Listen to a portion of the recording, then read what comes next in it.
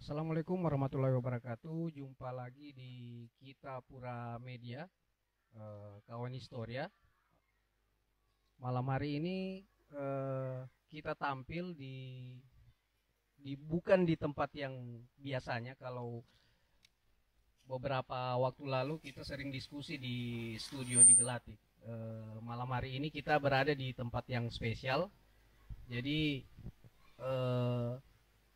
di depan saya ini, di depan kami ada namanya Sambulu, berarti bukan di sembarang tempat malam hari ini. Ini spesial sekali dan narasumber yang hadir malam hari ini juga sangat spesial. Malam hari ini kita akan diskusi tentang Souraja atau Banua Oge, masa dulu, sekarang dan akan datang. Hadir sudah bersama kita di sini ada dari suku Mediantara Datu Palenge. Beliau turunan keberapa?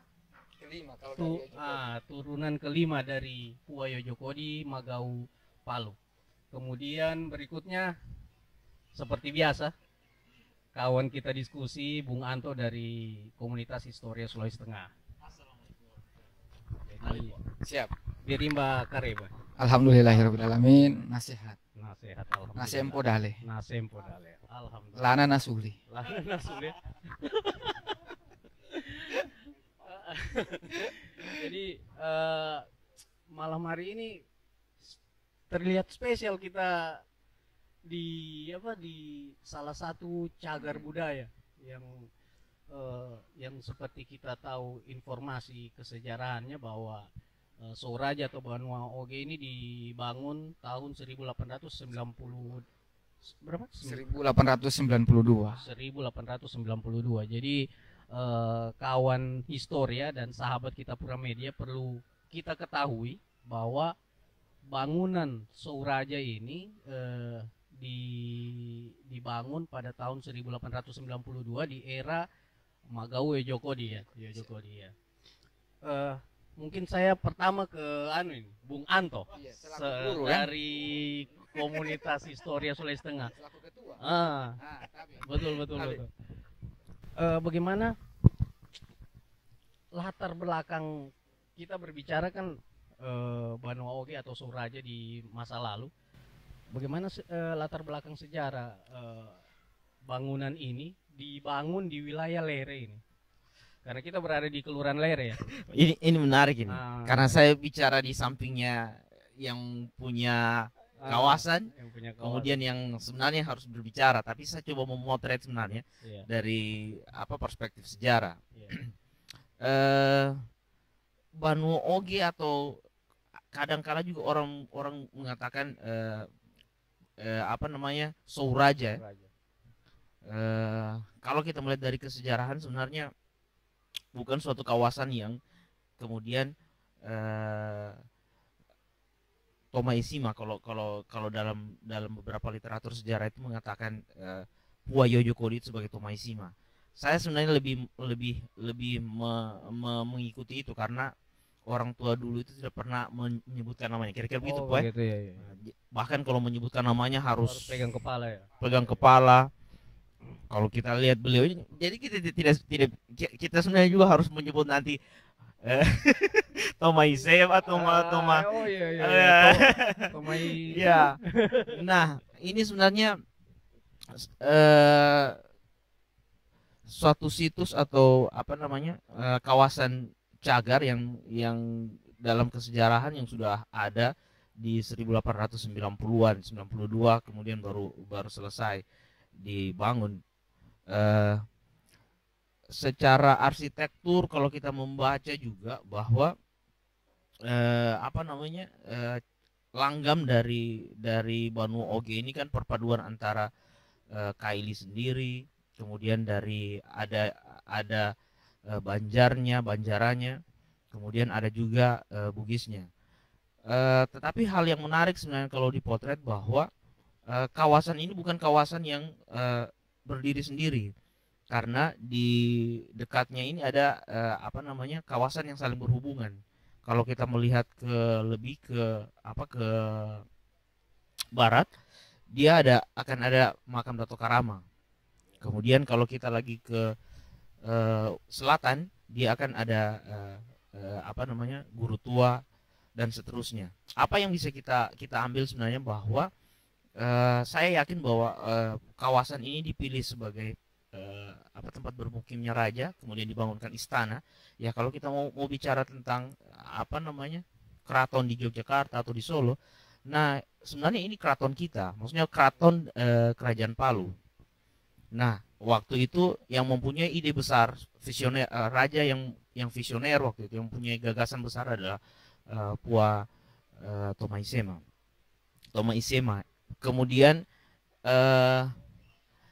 dalam perkembangannya kita juga mengetahui bahwa akhirnya kebencanaan juga melanda tempat ini. Iya, betul. Di 1907, di 1909, 1910, bahkan dalam beberapa cerita kami yang kami temukan sebenarnya ketika 1907, 1909 tempat ini terdampak dan tidak ditinggali. Nanti sekitar 1900 di atas 1910 gitu baru ditinggali kembali.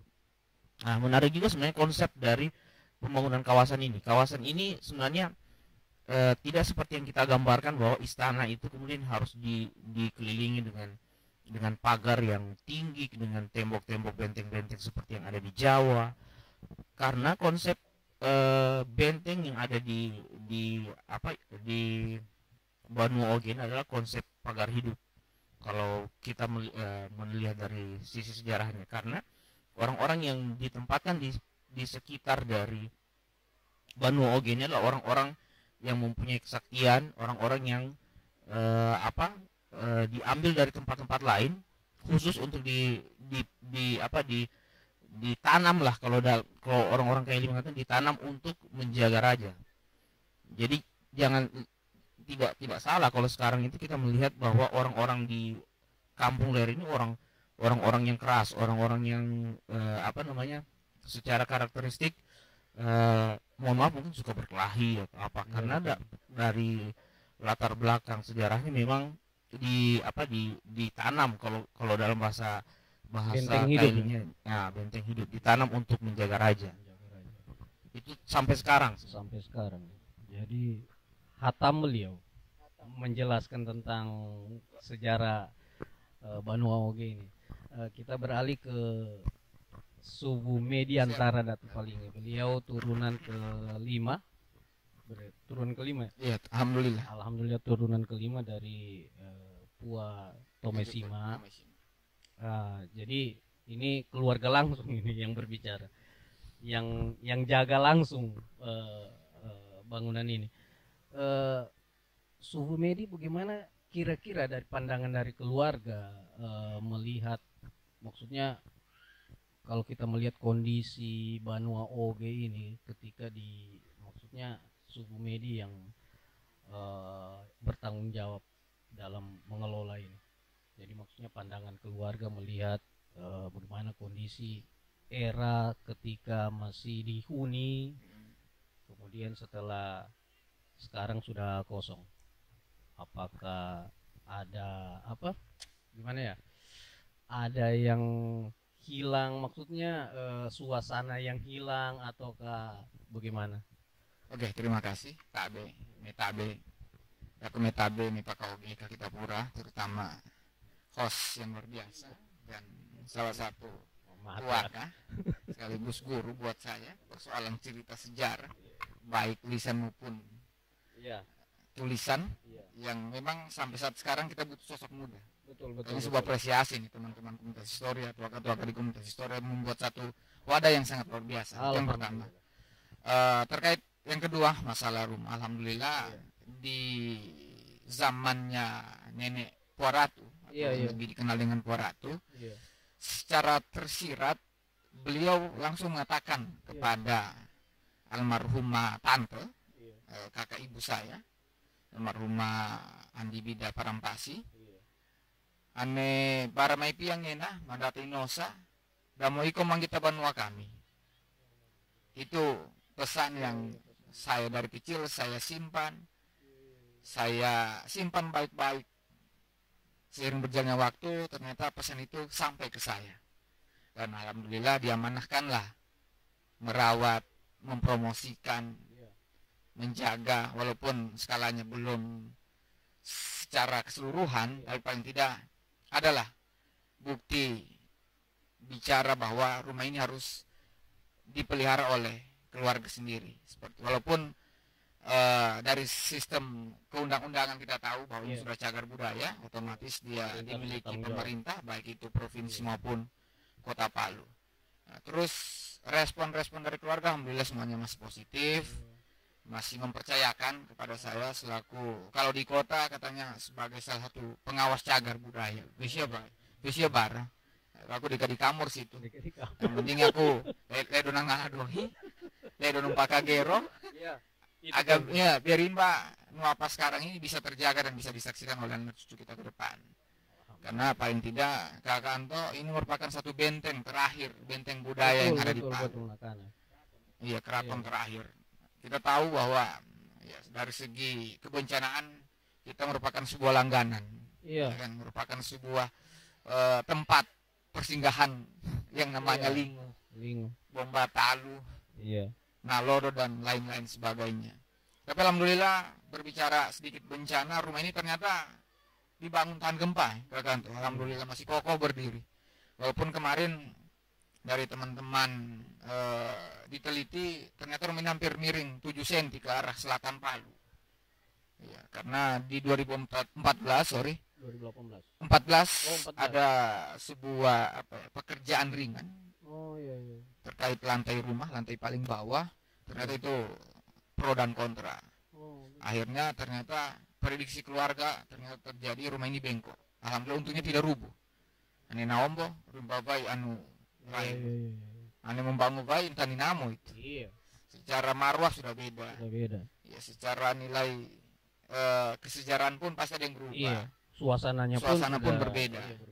Nah, terus yang ketiga ada yang hilang, jelas ada yang hilang. Yang pasti umur ini milik Allah, milik Allah Ta'ala. Pasca meninggalnya almarhum Nenek Puaratu, Tante Mayu Janggola, sampai dengan almarhum Om Pudin Sarifudin Padendrengi, sampai di saya memang kehilangan sosok-sosok ini ya sebuah pukulan telak. Tapi mau tidak mau, suka tidak suka, kita harus melanjutkan tongkat estafet dan pesan-pesan leluhur ini untuk dijadikan sebuah bekal ke akhirat kelak, mungkin seperti itu saya pribadi. Jadi memang menarik ini karena apa, terus terang baru malam hari ini apa Pua Medi ini iya maksudnya anu juga apa menyampaikan pesan langsung dari Puaratu ya. Jadi memang betul-betul di channel kita Pura Media ini sejarah yang sebenarnya belum keluar, cerita-cerita ada yang belum keluar akhirnya keluar. Makanya jangan lupa like, share, and subscribe kita Pura Media. Kemudian ke beliau lagi.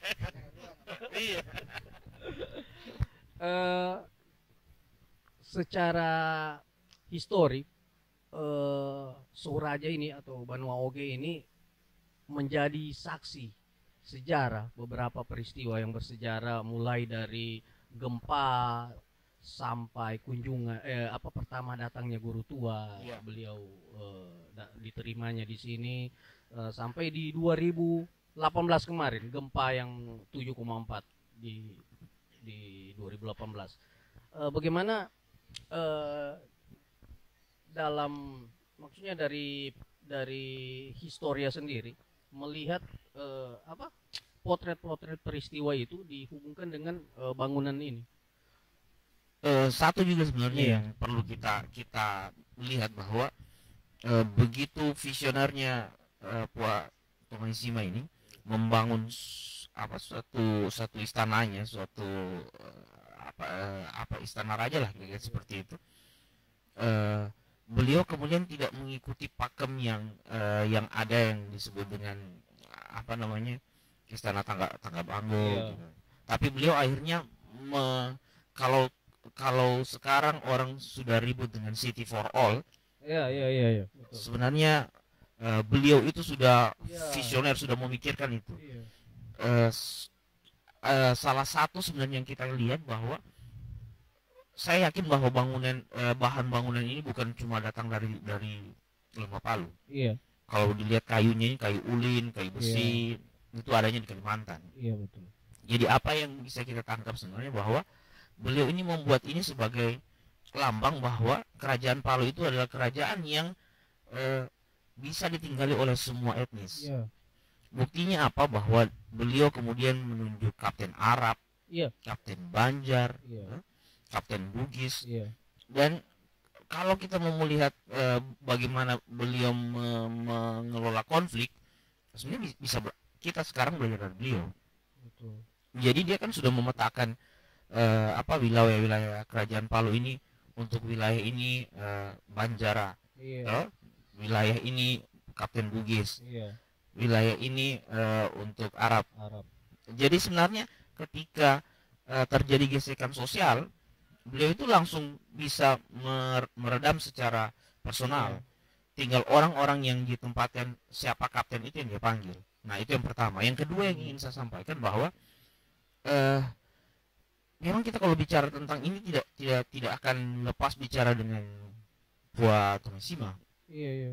Nah, dalam beberapa arsip sebenarnya yang kita dapatkan, beliau ini bahkan saya kalau melihat cuma satu foto yang bisa menggambarkan beliau. Iya. Itu pun sosok beliau itu sosok yang sudah sangat sepuh waktu itu. Iya. Saya yakin waktu itu ketika difoto bertiga dengan Forsvan Banawa, dari Tawai Forsvan Tawaili juga di 1902 itu Afritz dan Sarasimba saudara itu. Nah, kalau kita lihat beliau ini bukan orang yang bukan yang suka tampil di depan. Beliau ini lebih banyak membangun jaringan di belakang daripada dia harus tampil di depan. Kalau kita bilang sekarang pencitraan, saya yakin beliau ini bukan orang yang suka pencitraan. Dan kalau kita melihat dari kejaraan, anak-anak beliau ini kan akhirnya kan kawin di segala penjuru. Bagaimana Pua Parampasi, minta maaf kalau kawin dengan anaknya Petalolo, Indah Cini Petalolo. Kalau kita lihat juga pemersatu sebenarnya. Iya, Mutia harus kawin dengan Mangkona di Buol, dan seterusnya. Begitu juga kalau kita lihat Pua Lapariusi harus kawin dengan yang dari Topotara. Nah, apa yang kita bisa potret dari situ bahwa beliau ini betul-betul tidak memikirkan untuk dia sendiri. Dia memikirkan kerajaan ini sebagai city for all. Dia sudah berpikir bahwa kedepannya kota ini bukan cuma kota hanya untuk orang Kaili. Kota yang akhirnya terbuka untuk suku-suku lain tinggal di dalamnya. Makanya saya katakan bahwa beliau ini adalah sosok raja yang sangat visioner, yang bisa memandang sampai berapa puluh tahun ke depan, dan itu terjadi saat ini. Menarik. Ini kalau kita berbicara tentang Soraja atau Bonwaoge ini memang tidak akan ada habisnya, karena satu-satunya bangunan yang masih bertahan hingga sekarang ini ya hanya tinggal ini ya, mungkin yang selain yang lain itu mungkin ada tapi tinggal sudah tidak terlalu fungsi, bahkan tidak berfungsi dengan baik lagi. Kembali lagi ke Pua Medi. Kalau kita melihat apa yang ditinggalkan oleh keluarga di masa lalu sampai sekarang ini, ada beberapa memang bangunan yang masih utuh, ada yang juga sudah mulai tidak berfungsi dengan baik. Nah, untuk Banwaoge atau Soraja ini apa yang sering dilakukan untuk bagaimana untuk memancing pengunjung atau meramaikan lah di lingkungan Banua Oge ini, karena kalau kami melihat ini aktivitas yang dilaksanakan di sini ya lumayan sering. Kira-kira bagaimana? Yang pasti Mm-mm.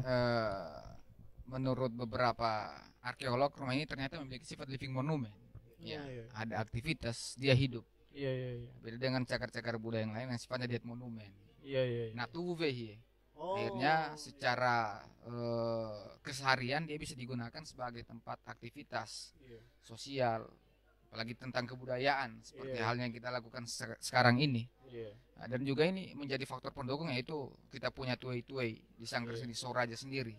Iya. Karena di tiap harinya sebuah latihan yang dilakukan oleh teman-teman, Iya. dan bahkan malam hari ini kita juga merayakan sebuah Oh, pagelaran iya, di iya. Sanggar Seni Soraja. Betul. Nah, terlepas dari itu memang kunjungan-kunjungan baik dari mancanegara Iya. maupun lokal itu kontinu, Iya. baik di tiap bulan, triwulan sampai dengan seterusnya. Oh, begitu. Akhirnya rumah ini selalu ada aktivitas. Iya. Dan yang ketiga, mungkin di tengah-tengah pemukiman yang begitu padat, Iya. akhirnya warga-warga itu kalau mau membuat sesuatu yang sifatnya musyawarah mufakat, ya, Oh iya, di sini. selalu iya. Bahkan kadang kegiatan pemerintah biasa sering diadakan di di sini. sini, iya. Bahkan misalnya yang keempat, temu pisah atau Iya. temu sambut, Iya. baik itu di tingkatan TNI Iya. maupun Polri. Iya. Nah, dengan catatan pemimpin yang paham akan sebuah nilai lokal wisdom, Betul. akan paham nilai kesejaraan. Betul. Karena kembali lagi di Indonesia ini memiliki sistem di mana bumi dipijak, di situ Di- langit dijunjung. Ya, sangat setuju. Seperti Sepakat itu. sekali, Mungkin. sepakat. Kalau di daerah lain, di Belanda dan lain sebagainya, Iya. tidak memakai sistem seperti itu. Betul. Tapi kita pakai itu. Akhirnya Sebagai sifat orang perhatian, timur ya. sifat saling menghargai sangat luar biasa di negeri ini. Betul. Seperti itu mungkin. Nah, ini menarik sekali ketika kita berbicara tentang sejarah lokal. Memang tidak ada habisnya. Karena memang belum tergali semua. Nah, salah satunya yang di depan kita ini. Ini Iya. dari tadi nih saya lirik-lirik yang di depan ini. Saya maksudnya dari Pomedi sendiri, kira-kira filosofi apa yang kita dapatkan dari Sambulu ini? Karena tidak sembarang ini kalau memakai ini sudah. Ya, yang pasti saya pribadi harus ada ini. Yang pertama sebagai bentuk penyelamatan budaya yang memang sejauh ini kita tahu generasi muda tidak paham lagi, tidak tahu lagi Iya, mau apa ini. betul. Yang pasti ini bukan syirik. Iya, Ini bukan sebuah bentuk diada-adakan begitu. Iya. Yang pasti kalau di buku ini sebagai sekapur sirih atau iya. kata pengantar. Dan bagi saya ini unsur 4 sehat 5 sempurna. 4 sehat 5 sempurna ya. Saya biasanya tiap minggu itu makannya sekali. Oh, Akhir-akhir iya. pekan. Dan maksudnya Memperbaiki tujuannya untuk imun. kesehatan juga bagus. Dan juga secara turun temurun ini telah diwariskan dari nenek-nenek Iya, terdahulu. betul. Bahkan bukan cuma di saya, di beliau pun ada, di Komio Iya. pun ada Iya. mungkin. Akhirnya ya ini Indonesia menurut saya. Betul. Berbeda-beda tetap Iya, satu. Berbeda-beda tetap Nah, satu. Bhinneka Tunggal Ika. Iya. Dan ini memang perlu diketahui oleh kawan historia dan sahabat kita Pura Media yang nonton kita malam hari ini. Kembali ke ini kita bakuan saja ini. Nah, ke depannya untuk fungsi atau bagaimana karena Souraja ini, Banua Oge ini secara langsung maupun tidak langsung akhirnya ini menjadi salah satu promo kita ke daerah luar, bahwa maksudnya ketika melihat Palu itu akan muncul ini duluan, biasa dilihat tuh bangunan Souraja dan Banua Oge ini. Apa dari kawan-kawan historia sendiri untuk bagaimana ke depannya agar supaya apakah lewat akan mendorong suatu regulasi supaya pemerintah mengeluarkan satu regulasi apalah begitu. Sebelum menjawab itu saya hanya mau kasih informasi juga bahwa menarik ketika dipotret juga Banu Oge ini di tahun 42 sampai 45. Iya. Nah, itu kita kan masa Jepang ya. Iya, masa Jepang. Nah, ada perubahan waktu itu komposisi dan penyebutan raja yang disebut Suco. Oh, begitu. Iya, jadi justru ini jadi tempatnya tentara Jepang. Oh, Karena tentara pada Jepang waktu sempat di itu sini berarti. Magao Janggola tidak tinggal di sini. Oh, iya. Magao Janggola dia di Sambote. Sambote. Nah, makanya sekarang keturunan beliau kan banyak di sebelah sana. Iya, Sambote. Iya. Nah, apa yang kita lihat juga di setelahnya di tahun 50 60 ketika bergejolak Permesta dan di ITI. Nah, kawasan ini kan menjadi kawasan yang mohon maaf jadi basisnya Permesta. Iya. Karena ada tokoh di sini yang kemudian menjadi tokoh Permesta. Iya. Dan ketika dibom Kota Palu sama Allen Pope, Iya. Lere tidak dibom Karena tokoh tadi iya, itu yang kemudian menjamin yang mengatakan bahwa keluarganya banyak di sini. Iya. Nah, sekaitan dengan itu sebenarnya apa yang ingin saya katakan bahwa sudah seharusnya pemerintah kota, pemerintah provinsi bersama-sama untuk menampilkan ini sebagai maskot lah kalau menurut saya. Maskot. Iya. Kalau mau kita belajar ke Toraja seperti kita lihat tuh bagaimana kantor-kantor itu kemudian harus ada tongkonannya. Iya, ornamen. Nah, kenapa tidak? Betul. Pemerintah kemudian mengeluarkan regulasi untuk itu. Jadi paling tidak semua kantor-kantor pemerintahan mengikuti depan atau ornamen Soraja. Dasarnya apa? Di Undang-Undang Nomor 11 2010 tentang cagar budaya ini sudah masuk. Karena saya dengar juga akan direnovasi. Yang kedua itu tentang Undang-Undang Nomor 5 2017 tentang pemajuan kebudayaan. Ini salah satu OPK, objek pemajuan kebudayaan yang harus sebenarnya dijaga. Nah, kalau kita mau bicara itu berarti pemerintah harus segera membuat turunan undang-undang itu. Iya. Dan mau lebih jauh lagi, ya harus kita tonjolkan bahwa kita punya Banu Oge. Iya. Kalau kita lihat sekarang, mohon maaf, pemerintah terkesan masih malu mengatakan bahwa kita punya Banu Oge. Malu-malu kucing. Saya tidak tahu malu-malu kucing atau malu-malu buaya. Tapi paling tidak dalam kesempatan ini saya hanya mau menitip pesan kepada pemerintah bahwa ini adalah modal sebenarnya. Betul. Modal kalau kita sekarang mau meningkatkan PAD, ini salah satu modal untuk bisa meningkatkan PAD dengan pariwisata. Betul sekali. Menarik ini kalau bicara ornamen juga tuh. Maksudnya begini tuh. Kita berbicara ingin bangunan-bangunan pemerintah ini punya ornamen yang dari yang menggambarkan tentang Soraja ini. Cuma kan bangunan pemerintah sekarang masih banyak kontrak. Jadi jadi harap maklum. Tapi kalau kontrak berarti pada saat dibangunnya dia harus merujuk ini. Betul, itu maksud yang terakhir sebenarnya. Dan akhirnya kita mungkin di diskusi kita yang terakhir saya kembali ke Puamedi, harapan ke depannya baik ke pemerintah atau kemana bagaimana ini nanti menjaga melestarikan Banu Oge ini, khususnya ke pemerintah mungkin dari pihak keluarga tuh harapan ke situ. Yang pasti harapan saya kepada pemerintah baik provinsi maupun kota Palu sendiri, jangan menjadikan anak tiri di negeri ini sendiri. Ya, terutama budaya kita. Betul. Karena mohon maaf di tiap rezim yang berganti, pola pikirnya beda juga. Aturan-aturan yang dibuat berbeda. Tapi itu sangat disayangkan. Semoga ke depan pemerintah bisa menjadikan ini sebagai rumah untuk semua. Seperti yang dikatakan tadi Tuaka Anto, City of All misalnya kan, untuk semua tanpa terkecuali. Betul. Terus yang kedua, bagaimana ini bisa menjadi salah satu destinasi utama di Kota Palu. Sebagai pintu pertama keraton khusus orang yang mau datang. Dan yang ketiga, harapan saya agar seluruh kegiatan-kegiatan yang sifatnya formal maupun non formal ya paling tidak bisa lah di sini, khususnya outdoor. Kita betul, bisa betul. kok, halamannya luas alhamdulillah. Bisa. Tinggal bagaimana sinergi antara pihak setempat dan stakeholder terkait. Iya, Biar bahkan kebudayaan itu tetap bahkan kokoh berdiri di bahkan negeri sebenarnya ini. bisa dijadwalkan anak-anak sekolah SD, Ya, semoga. SMP itu bisa dijadwalkan untuk berkunjung kemari. Dan mungkin diskusi kita pada malam hari ini tidak terasa. Memang kalau berbicara sejarah lokal ini tidak akan habis.